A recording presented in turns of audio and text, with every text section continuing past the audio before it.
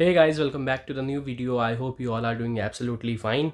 So सर्दियों में दिल्ली में आपको पता है काफ़ी सर्दी है और सर्दियों में वर्क फ्रॉम होम जो है वो भी रजाई से होता है। और आज की वीडियो मैंने सोचा कि क्या अपना यूजुअल सेटअप लगाना, क्या अपनी जो वर्किंग डेस्क है, जो चेयर है, उसको ले जाना, फिर दोबारा कैमरा सेटअप करना। मैंने सोचा इस वीडियो को थोड़ा रॉ रखते हैं। तो आज की वीडियो होने वाली है एक बहुत ही एक इम्पॉर्टेंट टॉपिक के बारे में, जो कि काफ़ी लोगों ने फेस किया था। पर मुझे लगता था यार ऐसा कैसे हो सकता है, पर जब मेरे साथ ऐसा हुआ तो मुझे लगा कि यार सच में ऐसा होता है। तो ये बात है एचआर घोस्टिंग की। तो मानो आप किसी कंपनी का इंटरव्यू देते हो, आपके 4 राउंड्स हुए हैं, 4 राउंड से एकदम कोर टेक्निकल, जिस भी डोमेन में आप काम कर रहे हो, 45 मिनट्स टू 1 आवर ईच का हर इंटरव्यू का जो राउंड था वो हुआ। फिर आपने सैलरी डिस्कस की। सैलरी भले ही आपको आपकी पसंद की ना मिली हो, पर at least you deserved N offer.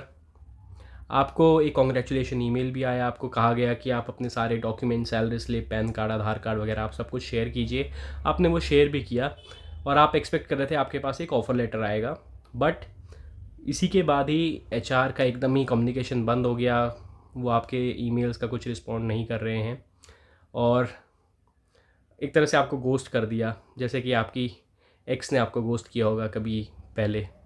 तो मेरे साथ भी ऐसा ही हुआ, काफ़ी लोगों के साथ ऐसा होता आ रहा है, बहुत सी कंपनीज ऐसा करती हैं। तो आज इसी बारे में बात करने वाला हूँ कि क्या मेरा एक्सपीरियंस था और ऐसी सिचुएशन को कैसे डील करना चाहिए। तो वीडियो शुरू करने से पहले अगर आपने मेरे चैनल को सब्सक्राइब नहीं किया है तो प्लीज़ मेरे चैनल को सब्सक्राइब करें, वीडियो को लाइक करें और इस वीडियो को अपने दोस्तों के साथ शेयर करें। तो चलिए वीडियो को शुरू करते हैं। जैसे कि आपको पता है कि आई वर्क इन कंसल्टिंग। तो कंसल्टिंग जो कंपनीज़ हैं वो काफ़ी एक स्पेसिफिक कंपनीज हो जाती हैं जो भी इंटरव्यूज़ के लिए आपको कॉल करती हैं। पहले तो कंसल्टिंग में इतना ज़्यादा कुछ आपको इंटरव्यू कॉल्स आती भी नहीं हैं, अगर आती हैं तो यूजुअली सर्विस बेस्ड कंपनी से आती हैं, जो कि जो कंसल्टिंग में आपने कुछ एक प्रोजेक्ट में काम किया, वो हार्डकोर उसी एक्सपीरियंस के लोग को मानते हैं। जैसे मैंने फिनॉप्स के 5-6 प्रोजेक्ट किए हैं, बट मैं कोर फिनॉप्स का ही नहीं हूँ। तो मेरे को जो भी सर्विस बेस्ड कंपनी से कॉल आती हैं वो प्योर फिनॉप्स की कॉल आती हैं कि आपको टूल्स में हैंड्स ऑन होना चाहिए। बट मैं फॉर्चुनेट था, मेरे पास एक कंसल्टिंग फर्म का कॉल आया। फर्म का नाम क्या है मैं आपको लास्ट में बताता हूँ। तो सब कुछ परफेक्ट लग रहा था। फर्स्ट राउंड हुआ जिसमें 45 मिनट्स का वो राउंड था। तो काफ़ी अच्छा राउंड गया वो। सब कुछ सवालों के जवाब दिया, सारा अपने एक्सपीरियंस शेयर किया, सारी स्ट्रैटेजीज़ बताई, सब कुछ बताई। फर्स्ट राउंड क्लियर हो गया। सेकंड राउंड में मुझे पावर पॉइंट प्रेजेंटेशन बनाने के लिए दिया गया, मुझे केस स्टडी दी गई और केस स्टडी को मेरे को 2-3 दिन में सॉल्व करके उन्हें भेजना था। तो केस स्टडी थी क्लाउड माइग्रेशन के ऊपर कि एक कंपनी क्लाउड माइग्रेट कर रही है और उन्हें अपनी कॉस्ट को बचाना है, तो वो क्या क्या मेजर्स ले सकते हैं, क्या उनके टीम का स्ट्रक्चर होना चाहिए, सब होना चाहिए। तो मैंने उसको एक अच्छी प्रेजेंटेबल पावर पॉइंट प्रेजेंटेशन बना के दी, एकदम एग्जीक्यूटिव लेवल की, एकदम बहुत तगड़ी पावर पॉइंट प्रेजेंटेशन। काफ़ी मेरा एफर्ट्स गए थे। जो थर्ड राउंड था वो था, इस पावर पॉइंट प्रेजेंटेशन को मुझे प्रेजेंट करना था पैनल के सामने। ये भी 45 मिनट्स टू 1 आवर का राउंड था और ये भी काफ़ी ग्रिलिंग सेशन था। काफ़ी एफर्ट्स गए। इंटरव्यू देने के बाद गला ऐसे सूख गया था कि मैं एक बॉटल पूरी पानी की पी गया। वो भी क्लियर हुआ, कॉन्ग्रेचुलेशंस का ईमेल आया कि आपने ये राउंड भी क्लियर कर लिया, आप अब नेक्स्ट राउंड के लिए आप तैयार रहो। नेक्स्ट राउंड था इनका मैनेजरियल राउंड और डायरेक्टल राउंड। तो जिसमें 2 लोग थे, एक शायद डायरेक्टर था और एक एसोसिएट या मैनेजर होगा। उसने 45 मिनट्स का राउंड लिया जिसमें उसने दोबारा से टेक्निकल पूछा, दोबारा से कुछ मैनेजरियल स्किल्स के ऊपर कुछ चीज़ें पूछी, ये सब पूछा। 45 मिनट्स टू 1 आवर का राउंड ये भी था। ये सब राउंड देने के बाद एक फ़ाइनल एक एचआर राउंड हुआ जिसमें एचआर ने सैलरी एक्सपेक्टेशन पूछी। तो अभी मार्केट सिनेरियो अच्छा नहीं चल रहा है, तो मैंने एक नॉमिनल हाइक मांगा 40-50%, क्योंकि 10-20% में तो कोई स्विच नहीं मारता। एटलीस्ट 40% का ऑफ़र तो आपके पास होना ही चाहिए स्विच करने के लिए। तो उसने बोला कि ये तो हमारे ओवर बजट चले जाएंगे क्योंकि आपकी सैलरी पहले से ही थोड़ा अच्छी है, तो हम इतना नहीं कर पाएंगे। तो मैंने कहा मैं नेगोशिएट करने के लिए रेडी हूँ, जो भी हो आप बताना, ठीक है। तो उसके बाद ये सब डिस्कस करने के बाद एचआर का रिस्पॉन्स आया। उसने बोला कि आपका अप्रूवल के लिए गया हुआ है, पर उसने सैलरी का कुछ नहीं बताया कि कितनी सैलरी आपको ऑफ़र करने वाले हैं। उसके बाद एचआर का कॉल आया मेरे पास, बोला कि हम आपको एक फॉर्मल कॉन्ग्रेचुलेशन सिलेक्शन ईमेल भेज रहे हैं और उसमें कुछ लिस्ट ऑफ डॉक्यूमेंट्स है, वो डॉक्यूमेंट्स आपको भेजने हैं। तो वो डॉक्यूमेंट्स आप जल्दी भेज दो, फिर हम आपका ऑफ़र लेटर जो है वो प्रोसेस कर देंगे, और अगर कुछ डॉक्यूमेंट्स में कुछ गड़बड़ हुई तो हम आपको बता देंगे, आप दोबारा से शेयर कर देना। मैंने कहा ठीक है। तो मैंने सारे डॉक्यूमेंट्स, मुझे 2 घंटे लगे सारे डॉक्यूमेंट्स एक प्रेजेंटेबल उसमें पूरा निकाल के, फिर उसको स्कैन किया कुछ डॉक्यूमेंट्स को, उसके बाद एक ईमेल दिया, फिर उसको पूरा रिव्यू किया कि सारे डॉक्यूमेंट सही है या नहीं है। वो सब मुझे 2-3 घंटे लगे वो सब करने में ही, और मैंने उसी दिन जब मुझे ईमेल आया उसके 2-3 घंटे के अंदर मैंने भेज दिया। ठीक है। फिर आता है एक अनएक्सपेक्टेड ट्विस्ट, जो कि थी खामोशी, साइलेंस। 1 दिन, 2 दिन, 1 हफ्ता, और जब मैं अब आपसे बात कर रहा हूँ तो 1 महीना होने वाला है। ना कोई ईमेल, ना कोई कॉल, ना कोई रिस्पॉन्स। जब भी मैं फॉलोअप करने लगा तो ये मेरी ईमेल्स को इग्नोर करने लग गए। Will get back to you भी नहीं बोला। इमेजिन कितना फ्रस्ट्रेटेड होता है जब लगता है कि सब कुछ सॉर्टेड है, सब कुछ अच्छा जा रहा है, और फिर एकदम से आपको साइड किया जाता है।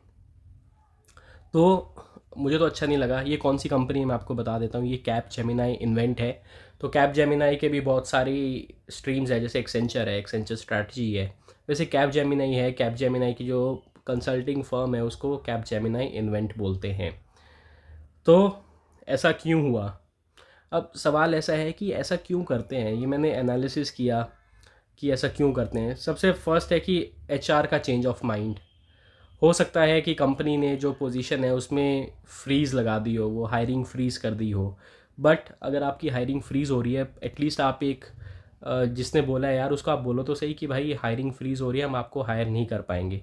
दूसरा होता है बजट इश्यूज़, कि जितना मैंने सैलरी बोली थी उतना उनका बजट नहीं है, तो वो मुझे उतना नहीं दे पाएंगे। बट ये केस मेरे उस पर वैलिड नहीं था, क्योंकि मैंने बोला था कि मैं नेगोशिएट करने के लिए रेडी हूँ। तीसरा होता है मल्टीपल कैंडिडेट्स। कभी कभी वो मल्टीपल कैंडिडेट्स को लाइन में रखते हैं, और जो कम पैसों में रेडी हो जाता है उसको वो लोग ऑफ़र एक्सटेंड कर देते हैं। चौथा और लास्ट है हाईली अनप्रोफेशनलिज्म।